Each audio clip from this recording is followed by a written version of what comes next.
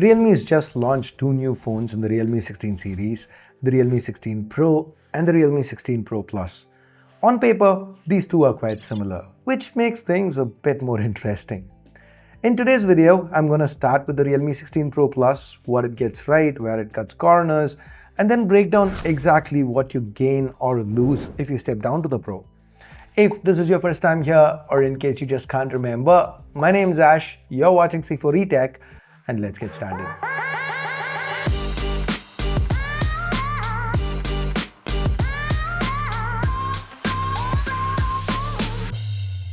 Let's start with the unboxing. Both phones come in similar silver boxes with branding all around. Once you open them up, the first thing you see is this Make It Real white insert. Inside, you get some leaflets and a transparent soft case. Next up, we have the phones themselves. Let's get them out of their protective covers. Now guys, I've got both units in Master Gold. The back here is vegan leather and honestly, they feel premium. Realme offers three colors for each model. For the Pro Plus, you've got the Master Gold, Master Grey and Champa Pink. For the Pro, it's the Master Gold, Pebble Grey and Orchid Purple. The Master variants use vegan leather and are designed by Naoto Fukasawa, and this is the first time Realme is collabing with him on the numbered series. Now the other colors, they use plastic backs and are slightly slimmer and lighter. Moving on, inside the box you also get a SIM ejector tool, a USB Type-A to Type-C cable with white accents, and finally a 80-watt SuperVOOC charger. Alright, let's start with the Realme 16 Pro Plus. The camera array here, it's got a metallic mirror-like finish that sort of blends into the back. It looks super cool right up until you touch it once. Then it becomes a complete fingerprint magnet. The sides, which Realme claims are a mix of 20% metal and 80% plastic, are glossy and also pick up fingerprints very easily. Thankfully, the vegan leather back balances this out. It's grippy, and because it curves at the edges, the phone actually feels really good in hand. Realme is also offering up to an IP69K ingress protection rating here, which is impressive. The 16 Pro Plus, it's about 8.5mm thick and weighs around 200 grams. So overall, it's quite comfortable to use. And also the display, it curves on all four sides, which is pretty uncommon these days. But if you like curved panels, you're probably going to enjoy this one. Now it's a 6.8-inch AMOLED panel, Gorilla Glass 7i protected. It's got a 1.5K resolution and a 144Hz refresh rate. There's HDR support on Netflix, and Realme claims a 6500 net peak brightness for HDR content. In day-to-day use, it does get plenty bright. Under low light, you get 4608 Hz PWM dimming to avoid flicker-related issues. Now all that said, this is still an LTPS panel, so it's not the most power efficient, but Realme compensates with a massive 7000 mAh battery. Using the included 80-watt charger, you should be able to go from 0 to 100 in about an hour. There's also bypass charging, which is useful if you're gaming and don't want battery heat affecting performance. Speaking of gaming and performance, the 16 Pro Plus is powered by the 4nm Snapdragon 7 Gen 4. It's also paired with up to 12 gigs of LPDDR5X RAM and 256 gigs of UFS 3.1 storage.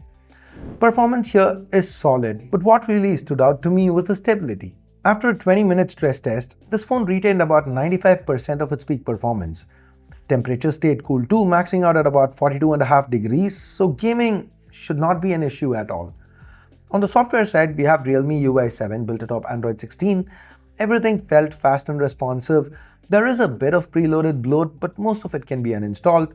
Realme's put a lot of focus on AI this year with suggestions, translation options, and most importantly, the optics. So, to the back, we get a triple camera setup. The primary is Samsung's HP5, a 200 megapixel sensor, 1 by 1.56 inches, and it's paired with an optically stabilized f1.8 lens. We've seen this setup before, and with Realme's Luma color processing, it performs really well. Colors look natural, images are detailed, even under low light, the performance is solid. You get to choose between vibrant and natural profiles, and there are a bunch of smart scenes to choose from too. There's also an AI framing mode and various lighting effects. Swipe down on the shutter button and then you enter Vibe Master mode. From here, you can switch to Pro mode or stick with Auto and choose from 21 different tones to match the vibe you're going for. Video tops out at 4K 60 and the footage, it's detailed and stable. Next up is an 8 megapixel ultra-wide, the OmniVision OV08D. It's your run-of-the-mill 8 megapixel ultra-wide, nothing particularly noteworthy here. For portraits, you get a 50 megapixel Samsung JN5 paired with a 3.5x telephoto lens that's also optically stabilized. This is just perfect for portraits, and it pairs nicely with the Vibe Master tones that we saw earlier.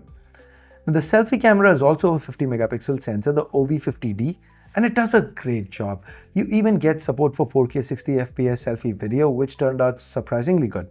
Now, once you've taken a picture, there are a couple of AI options that Realme offers that I found particularly interesting. Now, select the picture, then tap AI Edit Genie. From here, you could either use AI Light Me to get different lighting options such as this. I really love the results, especially the light from the window. It looks super cool. Alternatively, you could choose AI Style Me, which lets you turn images into stylized photos. Everything from modeling style shots to cartoon looks, there's a lot you can do here. Now, no matter what you do, you can fine-tune it even further with just voice prompts.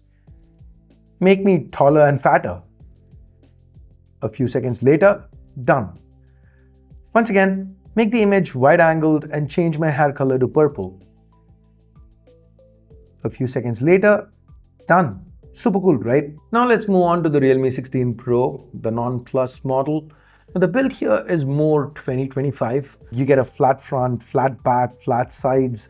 It's slightly slimmer and slightly lighter, but because it lacks those curved edges, it's not quite as comfortable to hold. The camera array loses the reflective finish and, more importantly, the telephoto lens. The rest of the camera setup remains the same, though video tops out at 4K 30. And that is because of the SoC on the inside, the Dimensity 7300 Max. It's paired with up to 12 gigs of LPDDR4X RAM and 256 gigs of UFS 3.1 storage. Performance is noticeably lower than the Pro Plus, but it runs extremely cool, maxing out at just 30 degrees in stress tests. Now the display, like I said, is flat, and it's also slightly smaller at 6.78 inches, but the rest of the specs are more or less the same. The max auto brightness is slightly lower, though in practice, it's quite easy to use outdoors. And that's basically where the differences end. The way I see it, the Realme 16 Pro, it feels like a successor to the Realme 15, while the Realme 16 Pro Plus feels more like a successor to the Realme 15 Pro. And I feel Realme's done this to kind of mask the negativity about prices shooting up. Because I do expect prices to go up. RAM shortages are pushing costs higher across the board. Now, at the time of shooting this video, I don't have the official launch pricing, but once I do, I'll pin it in a comment down below. So do check that out and let me know what you think about the Realme 16 Pro and the Realme 16 Pro Plus. Leave a comment down below, and if you've made it this far, drop this video a like, subscribe, and turn on notifications by hitting that bell icon. So I guess that's it. Thanks for watching. Ash out.